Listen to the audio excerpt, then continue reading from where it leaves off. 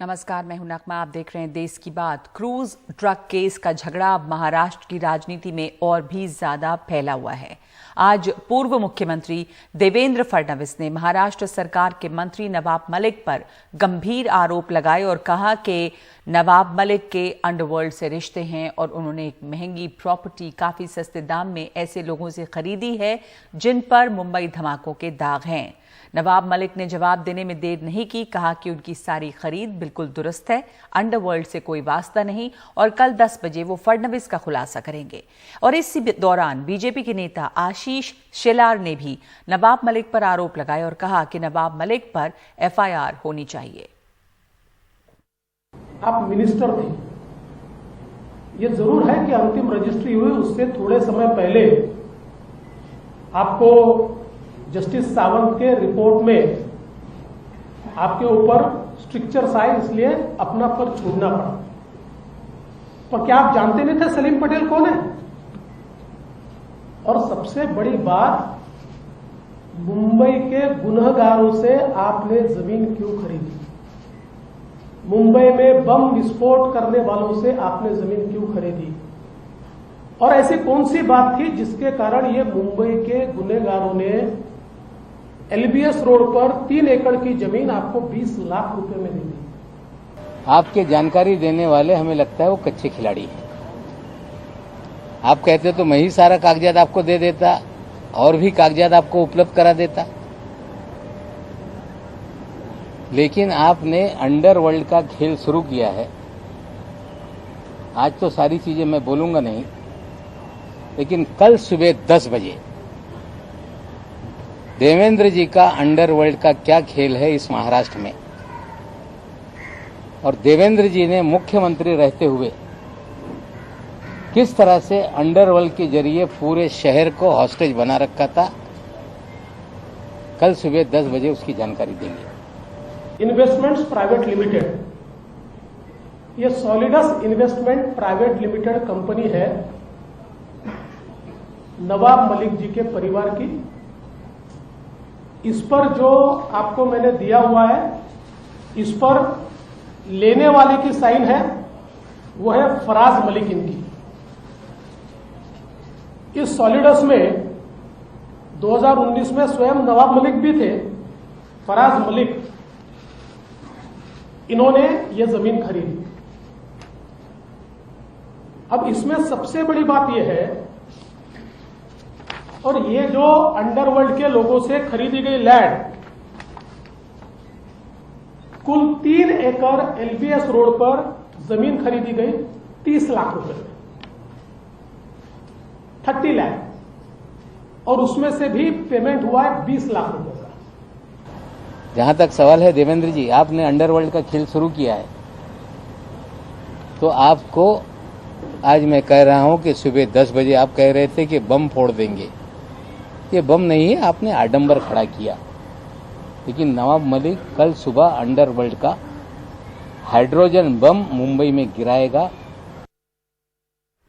तो लगातार बम फूट रहे हैं, हाइड्रोजन बम फोड़ने वाले हैं अब नवाब मलिक। कहां से मामला शुरू हुआ था और कहां पहुंचा है? सोहित हमारे साथ फोन लाइन पर जुड़े हैं। सोहित, लगातार इस क्रूज ड्रग केस मामले को आप फॉलो कर रहे हैं, लेकिन ये मामला क्रूज ड्रग से हटकर कहीं का कहीं पहुंच गया और ऐसा लग रहा है कि एक दूसरे के खिलाफ जिन लोगों को आपस में, इन नेताओं को शिकायत रही होगी, वो सब इसी बहाने सामने आ रही है। और अब देवेंद्र फडणवीस बनाम नवाब मलिक है। अब देखिए कि इंतजार रहेगा कि कल वो क्या बातें सामने लाते हैं। बहरहाल जो तर्क आज नवाब मलिक ने दिए हैं अपनी प्रॉपर्टी को लेकर और उनके अंडरवर्ल्ड कनेक्शन को लेकर, वो कितना कन्विंसिंग है और ये मामला कहां जाता दिख रहा है अब? जी बिल्कुल, देखिए अगर मामले की बात करें तो ना ही आर्यन खान अब मामले में दिख रहे हैं और ना ही इन लोगों के जबान पर उस ड्रग्स या कॉर्डेलिया क्रूज का जिक्र है, ना ही अब समीर वानखेड़े का जिक्र है। अब कहीं ना कहीं ये सियासी पूरा मामला हो चुका है और अब ये बीजेपी बनाम एनसीपी का ये पूरा मामला होता हुआ नज़र आ रहा है। देवेंद्र फडणवीस कहीं ना कहीं अब सामने आ रहे हैं और देवेंद्र फडणवीस कहीं ना कहीं अब नवाब मलिक पर हमला कर रहे हैं। नवाब मलिक अब तक हमला कर रहे थे, लगातार वो आरोप कर रहे थे मोहित कंबोज जो बीजेपी के नेता हैं उन पर वो आरोप कर रहे थे, समीर वानखेड़े पर वो आरोप कर रहे थे, लेकिन अब कहीं ना कहीं उन पर ये आरोप लग रहे हैं कि अंडरवर्ल्ड से जुड़े हुए जो लोग हैं उनसे इन्होंने प्रॉपर्टी खरीदी है। जबकि नवाब मलिक का कहना है कि ऐसा कुछ नहीं हुआ है, जिससे प्रॉपर्टी खरीदी है उन्होंने उनको कहीं ना कहीं अपने उस जायदाद में शामिल किया था और डायरेक्ट कनेक्शन कहीं पर भी नहीं है और ज़रूरत पड़ने पर वो कहीं पर भी जांच के लिए तैयार हैं। उन्होंने एक तर्क ऐसा भी दिया कि जो लोग ऐसे कई लोग हैं जिन्होंने कोंकण में दाऊद की प्रॉपर्टी खरीदी है, जब उसकी ऑक्शन भी की जाती है तो क्या वो दाऊद के समर्थक या उनके करीबी हो जाते हैं? ऐसा नहीं होता है। तो आरोप प्रत्यारोप का दौर तो जारी है। अब तो उनका कहना है कि बुधवार सुबह 10 बजे उनकी ओर से एक हाइड्रोजन बम, जिस तरह से हमने सुना, आप कह रहे हैं कि एक बड़ा खुलासा वो करेंगे। मैं आपको बता दूं कि एक वीडियो जारी किया जाएगा, जिस तरह से आज वहाँ पर तैयारियाँ थी, स्क्रीन लगाई जा रही थी, एक वीडियो जारी किया जाएगा और इसके ज़रिए देवेंद्र फडणवीस का किस तरह से अंडरवर्ल्ड के साथ कनेक्शन है इसको एस्टैब्लिश करने की कोशिश की जाएगी। तो नवाब मलिक की ओर से भी खुलासे का दौर लगातार जारी है। देवेंद्र फडणवीस आज पहली बार आए हैं इस पूरे मामले में, वो अपनी ओर से आरोप लगा रहे हैं। हालांकि इससे पहले भी उन्होंने कहा था कि नवाब मलिक के अंडरवर्ल्ड कनेक्शन है, तब भी नवाब मलिक ने कहा था कि 40 साल से ज़्यादा उन्हें इस शहर में हो गया है, कोई ये भी नहीं कह सकता कि उनके अंडरवर्ल्ड कनेक्शन है। लेकिन जिस तरह से आपने कहा कि मामला शुरू हुआ था उस ड्रग्स से, उस क्रूज से, आर्यन खान से, किस तरह से उनको गिरफ्तारी की गई, एनसीबी के जो लचर कार्रवाई थी, अब उस पर लेकिन कोई चर्चा नहीं हो रही है, उसके बारे में कोई नेता बात नहीं कर रहा है। अब बात कहीं ना कहीं बीच में पहले मोहित कंबोज पर की जा रही थी, अब नवाब मलिक के प्रॉपर्टी पे हो रही है, कल देवेंद्र फडणवीस के किस तरह से अंडरवर्ल्ड से कनेक्शन है उस पर बातचीत होने वाली है। तो इसका मतलब ये है कि ये सब अब सियासी पूरा मामला हो चुका है। बीजेपी नवाब मलिक को घेरने की कोशिश कर रही है, नवाब मलिक की ओर से समीर वानखेड़े के साथ ही बीजेपी के नेताओं को घेरने की कोशिश वो कर रहे हैं। और इसी के सिलसिले में बुधवार को भी एक प्रेस कॉन्फ्रेंस कर महाराष्ट्र के जो पूर्व मुख्यमंत्री हैं देवेंद्र फडणवीस, उनके बिल्कुल जी जैसा आप कह रहे हैं कि दोनों पार्टी एक दूसरे के नेताओं को घेरने की कोशिश कर रही है और कल सुबह क्या होता है, अब नवाब मलिक क्या, जिसको वो हाइड्रोजन बम का नाम दे रहे हैं, ऐसा क्या सामने आएगा ये देखना है और उसका क्या असर होना है। अब क्या सरकारों पर असर पड़ेगा, क्या होगा इससे। धन्यवाद आपका सोहित। और अब इस ड्रग केस में महाराष्ट्र सरकार में मंत्री असलम शेख ने देवेंद्र फडणवीस पर पलटवार किया है। असलम शेख के बारे में ही कहा था कल इन्होंने, नवाब मलिक ने, कि उन्हें भी उस क्रूज पार्टी में बार बार बुलाया जा रहा था। असलम शेख ने एनडीटीवी से खास बातचीत में कहा है जब फडणवीस खुद मुख्यमंत्री और गृह मंत्री थे तब इस मामले में कुछ क्यों नहीं किया, उन्हें अब ये सारी चीजें क्यों याद आ रही हैं। साथ ही उन्होंने कहा कि बदले की भावना से कार्रवाई नहीं होनी चाहिए। मेरे पास सिर्फ यही प्रश्न उठता है कि 5 साल यहाँ भारतीय जनता पार्टी की सरकार थी और 5 साल जो गृह मंत्री का जो कार्यालय था वो देवेंद्र फडणवीस जी के पास ही था।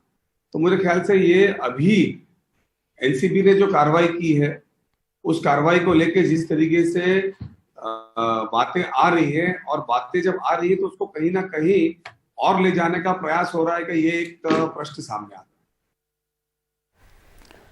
तो ये थे असलम शेख। और अब आगे बढ़ते हैं इस खबर से हटकर, अब देखते हैं कानपुर की खबर, जहां पर अब जीका वायरस फैलने लगा है। उत्तर प्रदेश के कानपुर में जीका वायरस के मरीज बढ़कर 100 पहुंच गए हैं और ये बड़े फिक्र की बात है कि अब ये जीका वायरस फैल रहा है।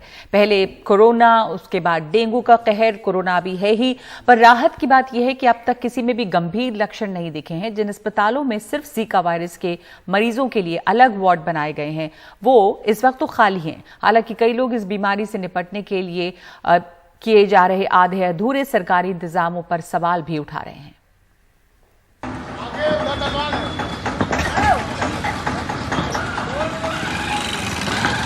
मुख्यमंत्री योगी आदित्यनाथ के आगमन से एक दिन पहले की सरकारी हड़बड़ी। कानपुर की इस बस्ती में जीका वायरस के 2 मरीज मिले हैं। आदित्यनाथ कानपुर में जीका वायरस के कहर की समीक्षा भी करेंगे। इस शहर में 3 हफ्तों में तकरीबन 100 मामले सामने आ चुके हैं। कोई आगे देखता ही नहीं है कि भैया ना हमारे यहाँ पे इतना पानी भर रहा है। ये सफाई के लिए अभी कहा उन्होंने, पर वो आया और केवल वहाँ पे पेड़ तोड़ करके और चला गया, ये कोई सफाई नहीं कराई। ज्यादातर लोगों की शिकायत है कि इस बीमारी से निपटने के लिए जो कोशिश जमीन पर दिख रही है वो बनावटी है।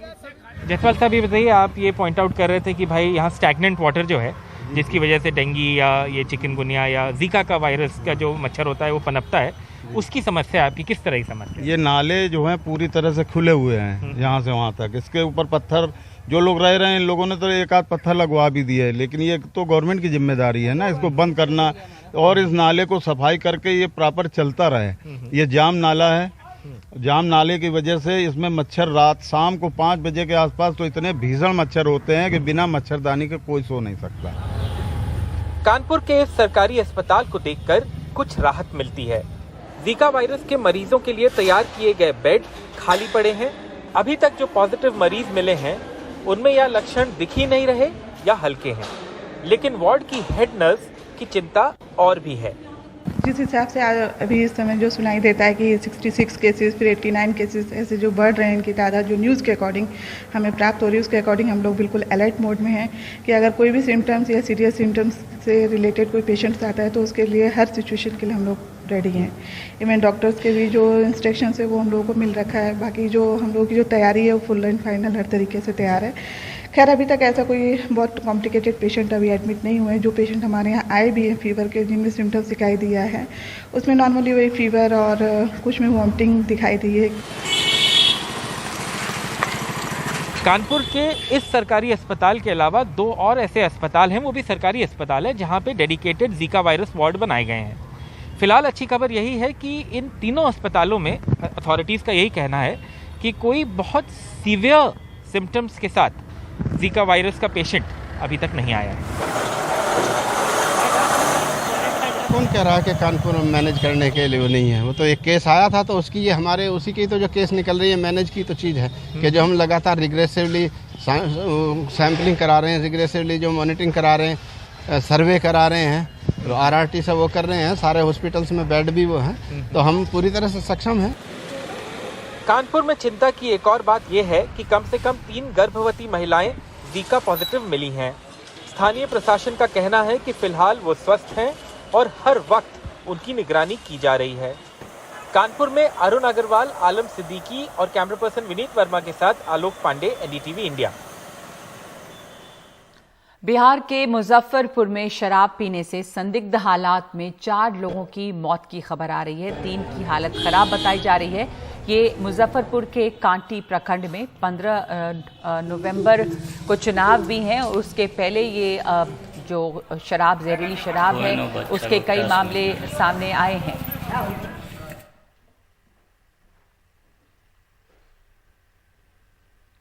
तो हमारे साथ इस वक्त मनीष जुड़ रहे हैं। मनीष, कल भी हमने इस पर चर्चा की थी, जहरीली शराब पीने से हालत खराब और लोगों की मौत, और आज भी ये खबर आ रही है मुजफ्फरपुर के इलाके से ही। 15 नवंबर को यहाँ पर चुनाव भी हैं। आपने कल भी इस बात पे चर्चा ये की थी कि किस तरह से शराबबंदी नाकाम हुई है और जहरीली शराब, गैर कानूनी तरीके से शराब जो है वो काफ़ी बिक रही है। ये मामले एक के बाद एक आ रहे हैं और ये मामला अब गंभीर होता जा रहा है। नगमा, निश्चित रूप से ये मामला जो है वो अंतहीन हो रहा है और ये अब जहरीली शराब से पीने वालों की संख्या या खबरें जो हैं वो अब प्रतिदिन हर दिन आने लगी है। इससे यही साबित होता है कि बिहार में जो इस धंधे में लगे लोग हैं, वो जो मुख्यमंत्री नीतीश कुमार दावा करते हैं कि वो कार्रवाई करेंगे या वो जो विशेष टीम यहाँ से भेजते हैं, उसका डर जो है जो इस धंधे में लिप्त लोग हैं उनके अंदर खत्म हो चुका है। और ये जो घटनाएं हो रही हैं, ये जो डेथ टोल आप देख रहे हैं, इसमें बहुत कुछ छिपाया भी जाता है। जो मृतक परिवार है उसे वो भी छिपाता है और जो स्थानीय प्रशासन है उसके द्वारा भी लीपापोती की जाती है कि कोई उनके ऊपर गाज ना गिरे। लेकिन सच्चाई यही है कि बिहार में जहरीली शराब हो या देसी शराब हो या विदेशी शराब, सारी तरह की शराब उपलब्ध हैं। ये बात अलग है कि जहरीली शराब पीने से अब लोगों की मौत हो रही है और इस मौत के कारण जो पब्लिसिटी हो रही है, मीडिया में ये बातें अब सामने आ रही है, जिससे राज्य सरकार के लिए एक तरह से एम्बैरेसमेंट है। लेकिन अगर आप मुख्यमंत्री नीतीश कुमार के बाइट को देखेंगे तो एक तरह से उन्होंने भी अपने हाथ खड़े कर दिए हैं। हालांकि अगले मंगलवार को वो पूरी तरीके से इस मामले की समीक्षा करेंगे, लेकिन आप इस बात को लेकर निश्चिंत रहिए कि समीक्षा होगी, फैसले होंगे, लेकिन उस फैसले को कभी भी इम्प्लीमेंट नहीं किया जाएगा, जिसके कारण बात जो है जहां से शुरू होती है वहीं पे खत्म हो जाती है। नगमा, मामला अंतहीन हो रहा है। एक के बाद ऐसी खबरें आ रही हैं, एक के बाद एक, और गंभीर मामला है ये। शराबबंदी नाकाम रही है वहां पे बिहार में, ये साफ दिख रहा है। धन्यवाद आपका मनीष। और इस वक्त हम देश की बात में एक ब्रेक ले रहे हैं। ब्रेक के बाद भोपाल के अस्पतालों में बच्चों की मौत का जिम्मेदार कौन?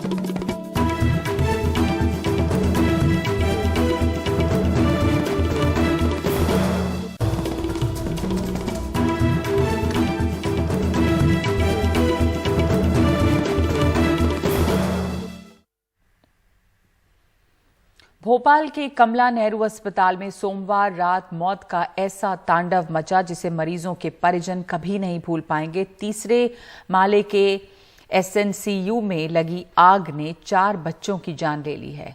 बेबस लोगों के पास रोने बिलखने के अलावा कोई चारा नहीं था। सरकार लापरवाही से इनकार कर रही है, लेकिन एनडीटीवी ने जो तथ्य ढूंढे हैं वो इशारा कर रहे हैं कि इसमें लापरवाही ही वजह है।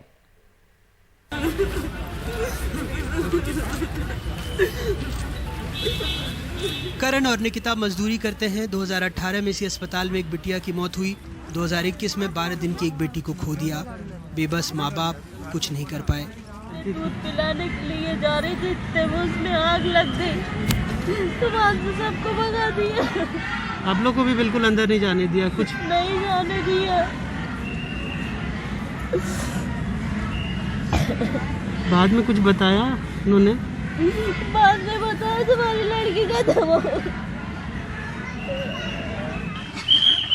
सरकार कह रही है 4 बच्चों की मौत हुई, लेकिन मंगलवार दिन में भी हमारे कैमरे के सामने 2 और बच्चों के शव निकले। परिजन कह रहे हैं संख्या छिपाई जा रही है। शैलेंद्र की बिटिया मंगलवार को डिस्चार्ज होती, अब शव लेकर जा रहे हैं। कहते हैं आग की वजह से मौत हुई। यहाँ हॉस्पिटल में कोई किसी की नहीं सुन रही है। वो सब जो दिखा रहे हैं, जो बता रहे हैं, वो सब गलत है। इतने ऐसे बच्चे नहीं है, ऐसे बहुत बच्चे हैं, सब जले हुए हैं, सब ऐसे सबको बिल्कुल ऐसे ही कर रहे हैं। और हम लोग बोल रहे हैं तो भगा रहे हैं, अंदर किसी को नहीं जाने दे। लापरवाही सब यहीं की है। जो हीटर में आग लगी है और जो पूरा उधर पे जला सब चले गए हैं। सरकार लाख दलील दे, अव्यवस्था हर तरफ दिख रही थी। बेसमेंट और ग्राउंड फ्लोर मिलाकर 8 मंजिल के इस हॉस्पिटल में आग से बचाव के कोई इंतजाम नहीं थे। ऑटोमेटिक हाइड्रेंट भी खराब पड़ा था। फायर एक्सीडेंट था, पर लेकिन हमने निकाला, खाली थे सब कोई काम नहीं कर रहा था। अगर प्रशासन और स्टाफ के लोग चाहते तो बचा सकते थे बच्चों को, पर ये सब भग गए अपनी जान बचाने के कारण। हैरत की बात यह है कि कमला नेहरू अस्पताल में 15 साल से फायर एनओसी नहीं ली गई। कमला नेहरू की यदि हम बात करें प्रॉपर उसकी, तो उसके कोई एप्लीकेशन हमारे पास अभी तक नहीं है। हाँ, हमीदिया हॉस्पिटल्स के जो नए कैंपस बने हुए हैं उनके द्वारा जरूर फायर एनओसी प्राप्त की गई। यानी कभी उन्होंने अप्लाई नहीं किया फायर एनओसी के लिए कमला नेहरू ने? जी, मेरी नॉलेज में तो भी नहीं। हमारी टीम द्वारा देखने को पाया जो इक्विपमेंट थे वो आउटडेटेड से लगे थे और काम नहीं कर रहे थे। काम नहीं कर रहे थे। सर, कितनी दफ़े नोटिस कमला नेहरू को दिया जा चुका है जब से आपने? एज सच जब से मैंने चार्ज लिया है तो मुझे लग रहा है 4 से 5 बार सभी हॉस्पिटल्स को नोटिस गए हैं और उसमें कमला नेहरू भी शामिल है। बताया कि 4-5 सरकार कह रही है लापरवाही करने वालों को बख्शा नहीं जाएगा। विपक्ष सरकार को कटघरे में खड़ा कर रहा है। सुनिश्चित ही नहीं करेंगे, हम दोषियों के खिलाफ कार्रवाई भी करेंगे। हमारा स्पष्ट निर्देश पहले से था कि हर बिल्डिंग का फायर ऑडिट होना चाहिए, पर ये क्योंकि जांच का दायरे में आ गया है, इसलिए मुझे लगता है अभी टिप्पणी करना ठीक नहीं है। पर जांच के जो निष्कर्ष हैं, हर पहलू पर जांच होगी और जो निष्कर्ष आएंगे, जो दोषी होगा उसके खिलाफ कार्रवाई होगी और ये भी सुनिश्चित किया जाएगा कि इस तरह की पुनरावृत्ति ना हो। फायर एक्सटिंग्विशर नहीं है यहाँ पर और 6-6, 7-7 मंजिला बिल्डिंग यहाँ बना दी है। कहा जाता है कि मध्य प्रदेश का सबसे बेस्ट हॉस्पिटल, उसमें यह हालत है। ये सरकार पूरे जिम्मेदार है। पहले बुजुर्गों की जान ली, उसके बाद युवाओं की ली, फिर जनप्रतिनिधियों की ली, अब बच्चों की जान जा रही है। डेंगू में अलग जान गई। पूरा हेल्थ स्ट्रक्चर फेल हो चुका है मध्य प्रदेश का। पूरे मामले की जांच का जिम्मा एडिशनल चीफ सेक्रेटरी लोक स्वास्थ्य एवं चिकित्सा शिक्षा मोहम्मद सुलेमान को दिया गया है। कुछ महीनों पहले भोपाल म्यूनिसिपल कॉरपोरेशन ने 100 अस्पतालों का पता लगाया था जहां पर अग्निशमन के उपायों का या उपकरणों को ठीक से नहीं रखा गया था। ज़्यादातर निजी अस्पताल थे, लेकिन इस फायर हाइड्रेंट की हालत देखिए जो कमला नेहरू अस्पताल में है, और यही बता देगा कि सरकारी अस्पताल में जब आग लगी तो क्या गलत था या किन नियमों की अनदेखी हुई। भोपाल से कैमरा पर्सन रिजवान खान के साथ अनुराग द्वारी, एनडीटीवी इंडिया।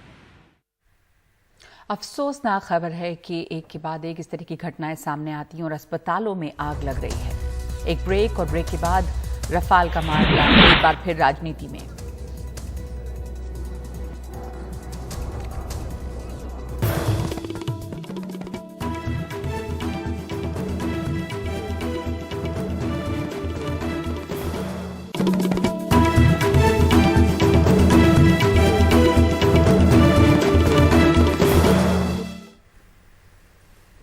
और रफाल की खरीद में फ्रांसीसी वेबसाइट मीडियापार्ट के नए खुलासे के बाद कांग्रेस और बीजेपी के बीच एक बार फिर से बयानबाजी तेज हो गई है और ये सवाल नए सिरे से उठने लगा है कि क्या भारतीय कानूनों की अनदेखी कर रफाल सौदा किया गया।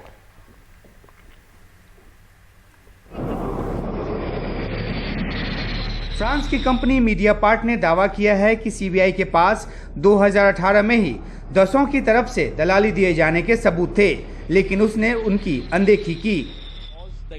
अब कांग्रेस आरोप लगा रही है कि दरअसल ये मामला सीधे प्रधानमंत्री के आदेश पर दबाया गया। क्या आपकी पॉलिटिकल हाई कमांड से किसी की बैठक सुषेण गुप्ता ने कराई? इशारे तो तमाम यही हैं कि बैठक हुई है, तभी तो ये लीपापोती हो रही है, तभी तो सीबीआई डायरेक्टर को आधी रात को हटाया जाता है, तभी तो इतने कागज बरामद होने के बाद भी कोई कार्यवाही सुषेण गुप्ता पर नहीं होती। दिलचस्प यह है कि मीडियापार्ट ने सुषेण गुप्ता की जिस दलाली का हवाला दिया है वह 2013 में दी गई थी, यानी यूपीए के कार्यकाल में। बीजेपी कांग्रेस पर ही कमीशन खोरी का आरोप लगा रही है। डसो एविएशन ने लगभग 7.5 मिलियन यूरोज, अगर हम इसे भारतीय रुपया में कन्वर्ट करें तो लगभग 65 करोड़ रुपीस बैठता है। तो 65 करोड़ रुपीस ये कमीशन के रूप में पे किया गया डसो एविएशन द्वारा, और ये आर्टिकल लिखती है सीक्रेट कमीशन के माध्यम से एक मिडिलमैन को दिया गया है 36 राफेल एयरक्राफ्ट के लिए। और ये पूरा विषय 2007 और 2012 के बीच घटित हो रहा है। इस बीच एनडीटीवी को सीबीआई की चार्जशीट से ही जो दस्तावेज मिले हैं उनसे कई सवाल उठते हैं। उनके मुताबिक ऐसा लगता है जैसे सीबीआई रफाल की जांच पर निष्क्रिय हो गई। ये बात आईडीएस के तत्कालीन मैनेजर धीरज अग्रवाल के बयान से सामने आई है। उन्होंने माना है कि कंपनी बिचौलिए सुषेण गुप्ता से जुड़ी हुई है और इसी की मार्फत दसों का 40% भुगतान गुप्ता की मॉरिशस वाली कंपनी इंटरस्टेलर को गया। अगर ये सच है तो दसों भारतीय कानून के मुताबिक रक्षा सौदों में दलाली की वजह से बैन कर दी जानी चाहिए। ये सवाल उठ रहा है कि क्या इसी वजह से इन सबूतों की सीबीआई ने अनदेखी की। बीजेपी की दलील है कि राफेल मामले पर सुप्रीम कोर्ट से क्लीन चिट मिल चुकी है, लेकिन कांग्रेस की मांग है कि जेपीसी जांच कराकर पूरे मामले में दूध का दूध पानी का पानी किया जाए। नई दिल्ली से उमाशंकर सिंह, एनडीटीवी इंडिया। तो इस वक्त उमा शंकर सिंह हमारे साथ जुड़ रहे हैं इस पर और जानकारी के लिए जो हमने रिपोर्ट में देखा। उमा, उसके अलावा ये मीडियापार्ट के खुलासे में और क्या बातें सामने आई हैं और आपको क्या लगता है कि एक बार फिर से अब इसके ऊपर हमलावर हुई है कांग्रेस और बीजेपी कांग्रेस का जो ये टकराव है ये आगे कहीं बढ़ता हुआ दिख रहा है कि इस मामले में कुछ और बातें सामने आएंगी या किसी मोड़ पे पहुंचेगा, ये आरोप लगा रही है कांग्रेस। लेकिन सिर्फ तू मैं इसमें होगी, यही मामला रुक जाएगा या क्या, किस तरह के सबूत या किस तरह की बातें सामने आई हैं? जी देखिए नगमा, कांग्रेस का पूरा जोर इस बात पे है कि जेपीसी जांच कराई जाए इस पूरे मामले की, ताकि इस मामले में जो सच्चाई है वो सामने आ सके। बीजेपी की तरफ से दलील दी गई है कि सुप्रीम कोर्ट से क्लीन चिट इस मामले में दिया जा चुका है, ऐसे में किसी तरह की जांच की जरूरत नहीं है। लेकिन कांग्रेस का ये कहना है कि जिस तरह के नए खुलासे हुए हैं, नई जानकारी और नए दस्तावेज सामने आए हैं, तो इससे इस मामले को एक नया रुख मिलता है, एक नई रंगत मिलती है। और जो जहां तक बात सुषेण गुप्ता की है तो उसको लेकर कांग्रेस का ये कहना है कि उस तरह के जो भारतीय वार्ता दल से जुड़े जो गोपनीय जो जानकारी थी उसकी बरामदगी, उस तरह के दस्तावेज की बरामदगी सुषेण गुप्ता के यहां से हुई है। तो ऐसे में आंख मूंद के बैठना ये दर्शाता है कि मोदी सरकार कहीं न कहीं इस घोटाले को दबाना चाहती है और इसलिए 2018 के बाद से अब तक जो है इस मामले में कोई जांच की बात नहीं की गई है। एक और दलील कांग्रेस की तरफ से दी गई है और वो ये दी गई है कि अगर बीजेपी को लगता है कि कांग्रेस के जमाने में घूस दी गई या कमीशन दिया गया तो उसकी भी जांच करा ले। तो जांच से बीजेपी क्यों भाग रही है, ये कांग्रेस की तरफ से सवाल पूछा जा रहा है। जहां तक आगे इस मामले की बात है तो कांग्रेस ने साफ किया है कि पहले भी सुप्रीम कोर्ट हो नहीं गई थी, उसका लगातार जोर इस बात पे है कि जेपीसी जांच इस मामले की जाए। और जब आज प्रेस कॉन्फ्रेंस में हमने ये पूछा कि आपने जो पीछे एक नारा दिया था, चौकीदार से जुड़ा नारा दिया था, क्या वो फिर से आप देंगे, तो कांग्रेस पार्टी के प्रवक्ता का कहना था कि ये नारा इस बार जनता लगाएगी। तो जाहिर सी बात है कि कांग्रेस सड़क से लेकर जो संसद का सत्र आने वाले समय में शुरू होने वाला है उसमें फिर इस मामले को जोर शोर से उठाने जा रही है। नगमा जी, धन्यवाद आपका उमा। कांग्रेस जोर शोर से इस मामले को उठाएगी और देखना है कि इससे क्या हल निकलता है या इसके ऊपर बीजेपी का क्या आता है। प्रतिक्रियाएं देखने वाली होंगी आने वाले दिनों में। इस वक्त हम एक ब्रेक ले रहे हैं।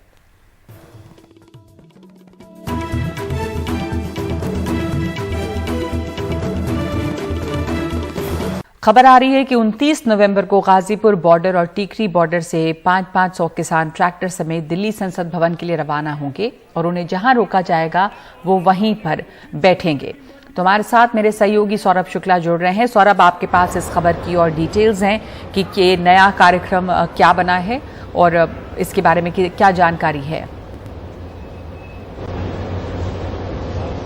देखिए नगमा, आज संयुक्त किसान मोर्चे की बैठक थी। सभी फार्म यूनियन जितने भी किसान दल हैं वो इस बैठक में मौजूद थे। 26 नवंबर को जो तीनों कृषि कानूनों के खिलाफ दिल्ली के तमाम बॉर्डर्स पर ये धरना चल रहा है उसको 1 साल हो जाएंगे और किसानों का कहना है कि लगभग 700 से ज्यादा किसानों की मौत हुई है और अभी तक ऐसा लग नहीं रहा है कि केंद्र सरकार तीनों कृषि कानूनों को रद्द करने के मूड में है। यही वजह है कि एक बड़ा फैसला लिया गया है। पहले भी ये चर्चा थी लेकिन कोविड की वजह से और अब तक जो है धान लगाया गया, अब धान की कटाई की वजह से इस कार्यक्रम को डिले किया गया। लेकिन अब किसानों ने आज बैठक में फैसला लिया है कि 29 नवंबर को 26 नवंबर को 1 साल होंगे और उसके 3 दिन बाद 29 नवंबर को 500 किसान गाजीपुर बॉर्डर से और 500 किसान टीकरी बॉर्डर से पार्लियामेंट के लिए मूव करेंगे, क्योंकि इसकी सबसे बड़ी वजह यह है कि टीकरी बॉर्डर पर और गाजीपुर बॉर्डर पर दिल्ली पुलिस के जो बैरिकेड थे नगमा वो हटा लिए गए हैं। यही वजह है कि गाजीपुर बॉर्डर से किसान जा सकते हैं पार्लियामेंट की तरफ और टीकरी बॉर्डर से भी किसान जा सकते हैं पार्लियामेंट की तरफ, क्योंकि अब तक दिल्ली पुलिस की जबरदस्त बैरिकेडिंग थी। लेकिन सुप्रीम कोर्ट में जब मामला चला गया नगमा, हम सबको पता है, उसके बाद किसानों ने बोला था कि रास्ते उन्होंने बंद नहीं किए हैं, रास्ते दिल्ली पुलिस ने बंद कर रखे हैं। उसके बाद दिल्ली पुलिस ने बैरिकेडिंग हटाई है। यही वजह है कि 1000 किसान कुल 29 नवंबर को 500 किसान गाजीपुर से जाएंगे और 500 किसान टिकरी बॉर्डर से जाएंगे और पार्लियामेंट की तरफ मार्च करेंगे। और उनका कहना है कि जहां दिल्ली पुलिस उनको रोकेगी वो वहीं पर धरने पर बैठ जाएंगे, क्योंकि उन्होंने पहले भी कहा था कोर्ट में कि वो जब दिल्ली आए थे तो पार्लियामेंट की तरफ मार्च करने के लिए आए थे। उनको जब बॉर्डर्स पर रोक दिया गया आंसू गैस गोले चला करके, लाठी बजा करके, तो वो वहीं बैठ गए थे। तो शायद ये एक टैक्टिकल कदम है सरकार पर और दबाव बनाने का कि हम लोग पीछे जाने वाले नहीं हैं। धान कट चुका है, किसान वापस से जो रबी की फसल है उसको बो करके बॉर्डरों पर लौटेगा और सबको यही कहा गया है, कॉल भी दी गई है संयुक्त किसान मोर्चा ने कि ज्यादा से ज्यादा तादाद में आप दिल्ली बॉर्डर से पहुंचे और किसान आंदोलन को मजबूत करें। नगमा, शुक्रिया आपका सौरभ इस पूरी विस्तार के लिए। टीकरी बॉर्डर से, गाजीपुर बॉर्डर से किसान संसद की तरफ आएंगे। यहाँ बैरिकेड्स हटा दिए गए हैं और रास्ते में उन्हें जहां रोका जाएगा वहीं वो बैठेंगे। किसानों ने ये संगठन ने ये आह्वान किया है कि ज्यादा से ज्यादा संख्या में किसान आएं, बॉर्डर पे आएं और ये जो प्रदर्शन है ये जारी रहेगा ताकि सरकार पे और दबाव बने। तो इस वक्त देश की बात में इतना ही। माफ कीजिएगा, एक खबर और है इस वक्त। दिलचस्प खबर है कि समाजवादी पार्टी ने समाजवादी इत्र लॉन्च किया है। अखिलेश यादव ने आज समाजवादी इत्र को लॉन्च किया और कहा कि इसकी खुशबू जो है वो नफरत को मिटाएगी। इसकी बोतल और इसका बक्सा लाल और हरे रंग का है और ये इत्र 2022 में नफरत को खत्म कर देगा, ये कहना है अखिलेश यादव का। तो इस वक्त देश की बात में इतना ही। नमस्कार।